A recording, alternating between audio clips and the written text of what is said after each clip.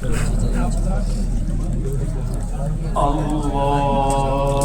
أكبر الله أكبر لا إله إلا الله والله أكبر الله أكبر ولله الحمد الله أكبر الله أكبر لا إله إلا الله والله أكبر الله أكبر ولله الحمد الله أكبر الله أكبر لا إله إلا الله والله أكبر الله أكبر ولله الحمد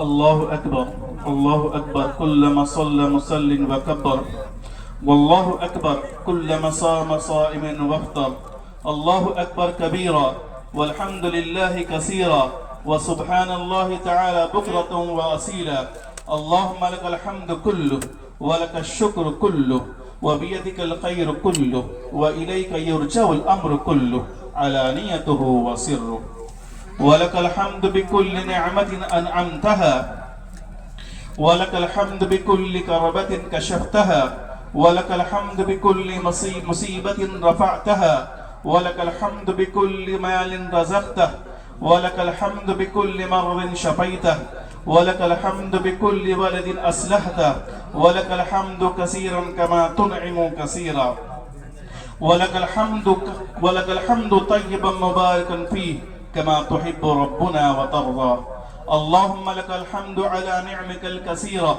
وآلائك الجميلة وما يسرت لنا من صيام وقيام وتلاوة ودعاء أشهد أن لا إله إلا الله وحده لا شريك له وأشهد أن سيدنا ونبينا ومولانا محمدا عبده ورسوله نبيه وصفيه وخليله الذي بلغ الرسالة وأدى الأمانة ونصح للأمة وجاهد في سبيل الله حتى آتاك اليقين صلوات الله عليه وسلامه وعلى آله وأصحابه أجمعين أما بعد يا أيها الناس اتقوا ربكم الذي خلقكم من نفس واحدة ونفسي أولا بتقوى الله واعلموا أن هذا اليوم يوم الجوائز من ربنا الرحمن وأمر فيه سبحانه وتعالى بتكبيره شكرا وتعظيما على ما هدانا كما قال الله سبحانه وتعالى في كلامه المجيد وفرقان الحميد أعوذ بالله من الشيطان الرجيم بسم الله الرحمن الرحيم ولتكملوا العدة ولتكبروا الله على ما هداكم ولعلكم تشكرون أو كما قال سبحانه وتعالى وعن النبي صلى الله عليه وسلم أنه قال جددوا إيمانكم قالوا كيف نجدد إيماننا قال قولوا لا إله إلا الله وإن الله سبحانه وتعالى أمر زكاة الفطر عن العيال والأطفال والبالغين والأناث والذكور وأن تخرج قبل صلاة العيد زكية وطيبة وقال النبي صلى الله عليه وسلم لا يزال صومكم معلقا بين السماء والأرض حتى تؤدوا زكاة صومه أو كما قال رسول الله صلى الله تعالى عليه وآله وسلم وفي مكان آخر قال رسول الله صلى الله تعالى عليه وآله وسلم من صام رمضان واتبع ستة من شوال كأنما صام الدهر كلها اللهم يا من خلق فصور واغفر لنا ما تقدم من ذنبنا وما تأخر برحمتك يا أرحم الراحمين والحمد لله رب العالمين الله أكبر الله أكبر لا إله إلا الله والله أكبر الله أكبر ولله الحمد ساری کائنات کا خالق ہے، ساری کائنات کا مالک اللہ وحدہ لا شریک ہے، جس نے ساری کائنات کی تخلیق فرمائی اور ہمیں اشرف المخلوقات انسان بنا کر پیدا فرمایا۔ لاکھوں کروڑوں درود و سلام ہو تاجدار کائنات خاتم الانبیاء محمد مصطفیٰ صلی اللہ تعالی علیہ وآلہ وسلم پر، جن کے صدقے ایک عظیم نعمت ایمانی ہم سب کو عطا ہوئی۔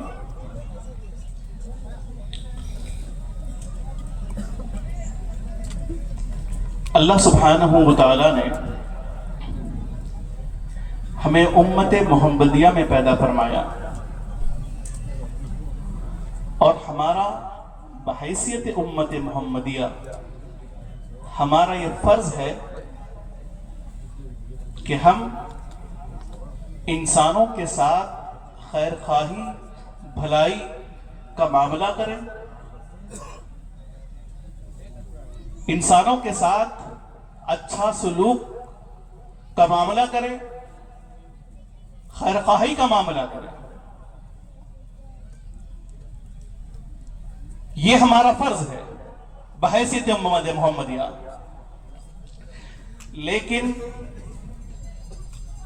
اگر کوئی انسان کسی دوسرے انسان کے ساتھ خود غرضی کا معاملہ کرتا ہے،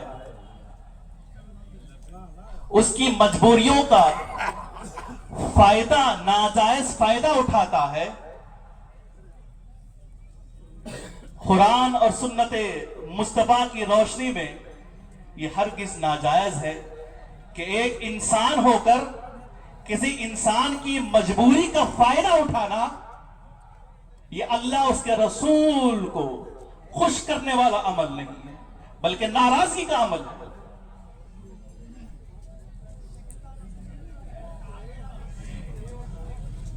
کسی انسان کا فائدہ اٹھانا، اس کی مجبوریوں کا فائدہ اٹھانا، یہ صرف ایک ظلم نہیں ہے، یہ صرف ایک ظلم نہیں ہے، بلکہ پوری انسانیت کا گلا گھوٹنے کے برابر ہے۔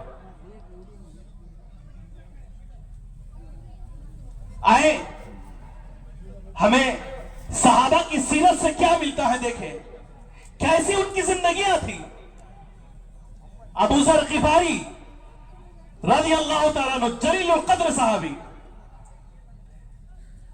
آج اگر مارکیٹ میں 30 لاکھ کا گھر اگر 25 لاکھ میں کوئی بیچ رہا ہے، اس کو پوچھتے ہیں کیا اس گھر میں کچھ کمی ہے کیا، اس لیے 30 لاکھ کا گھر 25 لاکھ میں بیچ رہا ہے؟ اگر معلوم ہو جائے کہ نہیں، یہ گھر تو بہت اچھا ہے، یہ زمین تو بہت اچھی ہے، لیکن 5-10 لاکھ کم اس لیے کر رہا ہے، اس کی مجبوری ہے، اس کی مجبوری ہے۔ آئے حضرت ابو ذر غفاری بازار میں گئے، ایک گھوڑا بیچنے والا گھوڑا کا دام لگایا کہ اس گھوڑے کی قیمت 500 درہم ہے، 500 درہم ہے۔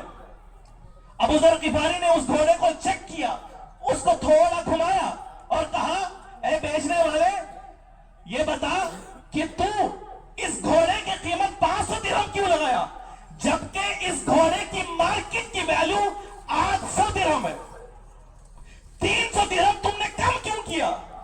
تو وہ شخص بیچنے والا کہتا ہے، میری مجبوری ہے، میری بیٹی کی شادی ہے، میرے پیسہ میں اس لینے کے لیے میں 300 درہم کم بیچ رہا ہوں، اس گھوڑے کو 500 درہم میں بیچ رہا ہوں۔ تو ابو ذر غفاری نے موقع کا فائدہ نہیں اٹھایا، اس کی مجبوری کا فائدہ نہیں اٹھایا، بلکہ ابو ذر غفاری رضی اللہ تعالیٰ عنہ فرماتے ہیں، نہیں، میں اس گھوڑے کو 500 درہم میں نہیں، اس کی جو حقیقی مارکیٹ ویلیو ہے 800 درہم، میں اسی قیمت میں اس گھوڑے کو خریدوں گا، اسی قیمت میں خریدوں گا۔ 800 درہم دیے، گھوڑا لے۔ اس بیچنے والے نے پوچھا، میں تو 500 درہم میں بیچ رہا تھا، آپ نے 300 درہم کا اضافہ کیا، آپ کو کس چیز نے درہم میں خریدنے سے روکا اور اس کا اور منافع کر کے 300 درہم ایڈ کر کے آپ نے خریدا. کس وجہ سے آپ نے خریدا؟ میری تو مجبوری تھی. آپ نے کس وجہ سے خریدا؟ تو سنے، کان کھول کر سنے. ابو ذر غفاری ایک تاریخی جملہ فرماتے ہیں. ابو ذر غفاری فرماتے ہیں کہ دیکھو، میں جس کا غلام ہوں، میں جس کا غلام ہوں وہ محمد عربی صلی اللہ علیہ وسلم ہے. اس محمد عربی نے، اس رسول اللہ نے، اس خاتم الانبیاء نے سودا کرنے کے لیے کہا، کسی کی مجبوری خریدنے کے لیے حکم نہیں دیا. کسی کی مجبوری خریدنے کا نہیں کہا. یہ ہمارے صحابہ کی سیرت ہے، یہ حضور کی تعلیم ہے. آج کہیں بھی اگر دیکھ لے، مجبوری اگر کوئی شخص مل جائے، مجبوری کا سب سے پہلے فائدہ اٹھاتے ہیں. یہ شریعت اسلامیہ کے بالکل قرآن اور سنت کے خلاف ہے. آئے ایک اور مثال دیتا ہوا چلوں. امام اعظم ابو حنیفہ. کون امام اعظم ابو حنیفہ؟ جن کو بر صغیر میں جن کی اقتدا کرتے ہیں، وہ امام اعظم ابو حنیفہ. انہوں نے دوپہر میں آپ کی دکان، اپنی دکان ان کی کاروبار تھی، کپڑوں کا کاروبار آپ کرتے تھے. امام اعظم ابو حنیفہ جن کو ہم فالو کرتے ہیں، احناف فالو کرتے ہیں، دکان بند کر دیے. دوپہر میں دکان بند کر دیے. لوگوں نے پوچھا، حضرت اب تو کاروبار کا وقت ہے، یہ دوپہر میں آپ نے بند کیوں کیا؟ لوگ تو آ رہے ہیں، مارکیٹ تو فل ہے، آپ بند کیوں کیے؟ تو امام اعظم نے بڑی پیاری بات کہی. فرمایا کہ دیکھو، ابر چھایا ہوا ہے، ابر چھایا ہوا ہے. ابر جب چھایا ہوا ہوتا ہے، کپڑے میں تمیز کرنا ذرا کم ہو جاتا ہے، کہ کپڑے کی کوالٹی پہچاننے میں مشکل ہو جاتی ہے. اور دوسری بات، جب آدمی خریدار خریدنے کے لیے آتا ہے، بارش، اس بادل کو دیکھ کر گھبراہٹ ہوتی ہے کہ کہیں گھر جلدی پہنچ جاؤں، کہیں بارش نہ شروع ہو جائے، بارش شروع نہ ہو جائے. اس مجبوری میں کہیں وہ خریدار غلطی سے غلط کپڑا خرید نہ لے، اس لیے میں نے اس کی مجبوری کا فائدہ نہیں اٹھاتے ہوئے اپنی دکان کو بند کرنا پسند کیا. اپنی دکان کو بند کرنا پسند کیا. آج کا یہ دور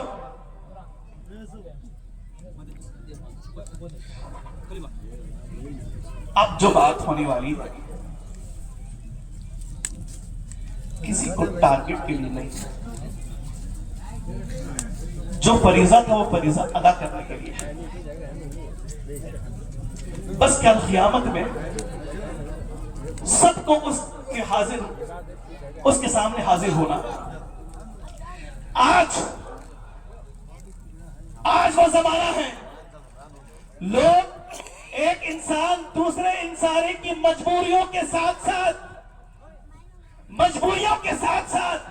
ان کی جان، ان کی عزت، ان کی آبرو کو بھی خرید رہے ہیں. ان کی عزت اور آبرو کو بھی خریدا جا رہا ہے. وہ ایک ایسا بدترین کاروبار ہے، جس کاروبار جو اگرچہ کہ شریعت اسلامیہ میں کاروبار حلال ہے، لیکن میں جس کاروبار کی بات کر رہا ہوں، اس کاروبار کے متعلق اللہ کے رسول فرماتے ہیں لعنت ہے ایسے کاروبار پر. لعنت بھیجی اللہ کے رسول نے ایسے کاروبار پر. وہ ایسی مجبوری، انسانوں کی ایسی مجبوری کا فائدہ اٹھا رہے ہیں. انسان اپنی عزت کی بھی بیچنے میں تلا ہوا ہے، عزت بھی خرید رہے ہیں. اس کاروبار کا نام ہے سود. اس کاروبار کا نام ہے سود. یاد رکھیں، سن لیں، میں باقی طول کہہ رہا ہوں. شرک کے بعد اگر کائنات میں کوئی سب سے بڑا گناہ ہے تو وہ سودی کاروبار ہے. سودی کاروبار ہے، سود ہے. وہ سود کبھی اللہ پسند نہیں کرتا. سن لے، اللہ سبحانہ وتعالی نے کیا فرمایا؟ یا ایھا الذین آمنوا اتقوا اللہ، اے ایمان والو اللہ سے ڈرو. وذروا ما بقی من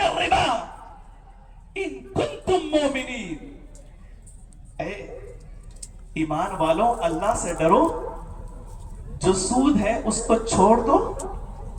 اگر تم ایمان والے ہو, اگر تم ایمان والے ہو, آگے اللہ تعالیٰ فرماتا ہے وَإِن لَمْ تَفْعَلُوا وَإِن لَمْ تَفْعَلُوا فَأْذَنُوا بِحَرْبٍ مِّنَ اللَّهِ وَرَسُولِهِ. تو سن لیں اللہ سبحانہ وتعالیٰ نے کیا کہا. سود لینے والا, سود دینے والا, سود کو لکھنے والے کے متعلق اللہ سبحانہ وتعالیٰ فرماتا ہے سن لیں, اگر سود نہیں چھوڑیں گے, اگر سود کے کاروبار کو بند نہیں کریں گے, سن لیں سود خور کے خلاف اللہ اس کا رسول جنگ کا اعلان کرتا ہے. اللہ اس کا رسول جنگ کا اعلان کرتا ہے. معمولی بات نہیں ہے جنگ کا اعلان. ہماری تو یاریاں ہیں, ہم تو بیٹھتے ہیں, کھاتے ہیں, پیتے ہیں, اٹھتے ہیں, اور ہم انتہا کی بات یہ ہے انہیں عزت دیتے ہیں جو اللہ جن لوگوں کے بارے میں اللہ نے کہا کہ اللہ اس کے رسول کا دشمن ہے, اس کے خلاف جنگ ہے اللہ اس کے رسول کی, اس کی عزت کرتے ہیں سوسائٹی میں, ان کی عزت کرتے ہیں. نہیں, ہرگز نہ کریں, ہرگز نہ کریں. کیوں؟ کیونکہ وہ اللہ اس کے رسول کے دشمن ہے, اللہ اس کے رسول کے دشمن ہے. نہیں, میں تو سود میں جتنا بھی مجھے منافع آتا ہے وہ میں غریب کی مدد کر لیتا ہوں, میں نہیں لیتا, میں نہیں لیتا. کیا کسی گندے نالی کے پانی سے وضو ہو سکتا؟ کیا کسی غریب کی قربت گندے رقم گندی بات سے اس کی قربت, اس کی بھلائی ہو سکتی ہے؟ نہیں ہو سکتی. یہ ہمارے پاس منافق چٹھی ہے, بہت سارے چٹھے کے قسم میں مجھے نہیں معلوم, جو مجھے معلوم ہے اس کے. ہم یہ سمجھتے ہیں منافق کی چٹھی میں جتنا منافع آیا میں وہ دے دیتا ہوں, وہ دے دیتا ہوں. کس کو؟ غریبوں کو دے دیتا ہوں.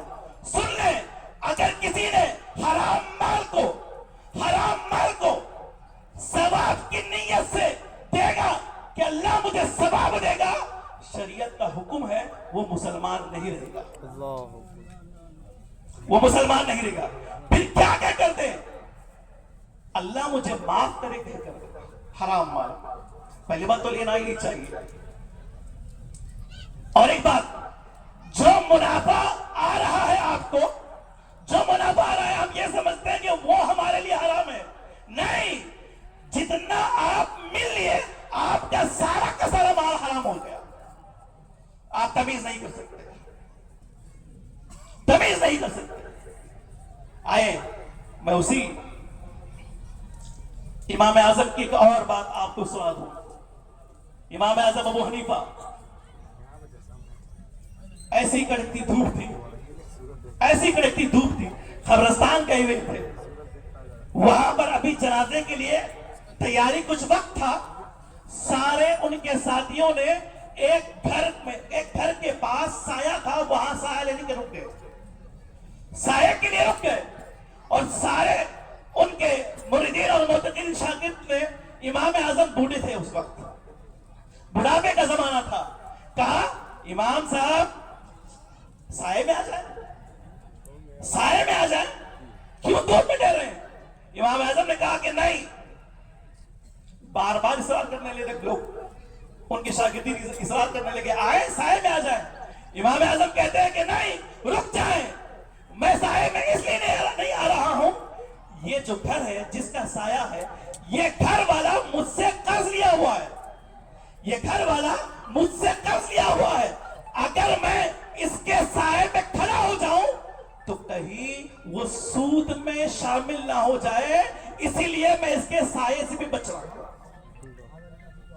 میں اس کے سائے سے بھی بچ رہا ہوں. یہ امام اعظم ابو حنیفہ رحمت اللہ تعالی علیہ تھے, جنہوں نے سود کے کاروبار سے بھی, سود کے قرض لیا تھا, انہوں نے قرض لیا تھا, اس کے سائے سے بھی اپنے آپ کو بچایا. وہ امام اعظم ابو حنیفہ. آج ہمارا معاملہ بالکل الٹا ہے. یاد رکھیں, میں کسی اور شہر کی بات نہیں کرتا، اسی شہر کی بات کر رہا ہوں۔ 10 سال ہو گئے، 10 سال کے عرصے میں، میں حیدرآباد کے بعد جب بلاری آیا 10 سال ہو چکے ہیں۔ اس 10 سالوں میں میں نے دیکھا کہ ایک مجبور عورت قرض لینے کے لیے جاتی ہے، ایک مجبور عورت قرض لینے کے لیے جاتی ہے، لیکن سامنے والا شخص قرض دینے کے بجائے سود کے طور پر مال دے رہا ہے، اور وہ عورت اپنے بچے کی تعلیم، گھر کا خرچہ چلانے کے لیے سود پر پیسے لائی۔ اب سود 20% بڑھ گیا، 30% ہو گیا، اور بڑھ گیا، اتنا بڑھ گیا یہ عورت وہ سود کو ادا نہیں کر سکی، اصل رقم بھی ادا نہیں کر سکی۔ اب کیا ہو رہا ہے؟ اب کیا ہو رہا ہے؟ اب ہو یہ رہا ہے کہ میں نے کہا کہ انسان کی مجبوریاں خرید رہے ہیں، ان کی عزت کو خریدا جا رہا ہے، ان کی عزت کو پامال کیا جا رہا ہے، ان کی جان پکڑی جا رہی ہے۔ وہ سود والا کہے گا، سود لینے والا، اب تیرے پاس مال دینے کے لیے تو نہیں ہے، تیری عزت ہی مجھے دے دے۔ استغفر اللہ ربی من کل ذنب۔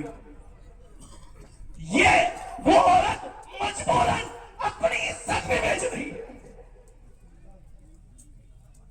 کیونکہ ہمارے پاس کوئی نظام ہے ہی نہیں، ہم نے بنایا نہیں، یتیم بیواؤں کے لیے، مسکینوں کے لیے بنایا نہیں۔ اچھا،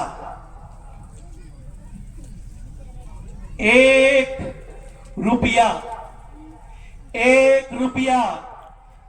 1000 روپے کی بات نہیں کر رہا ہوں میں، 1 لاکھ روپے کی بات نہیں کر رہا ہوں میں، 1 روپے کی سود کی بات کر رہا ہوں میں۔ 1 روپیہ سود اگر کسی نے لیا، کھا لیا، سنے، 1 روپیہ سود کے 70 گنا ہے۔ کتنے گنا ہے؟ 70 گنا ہے۔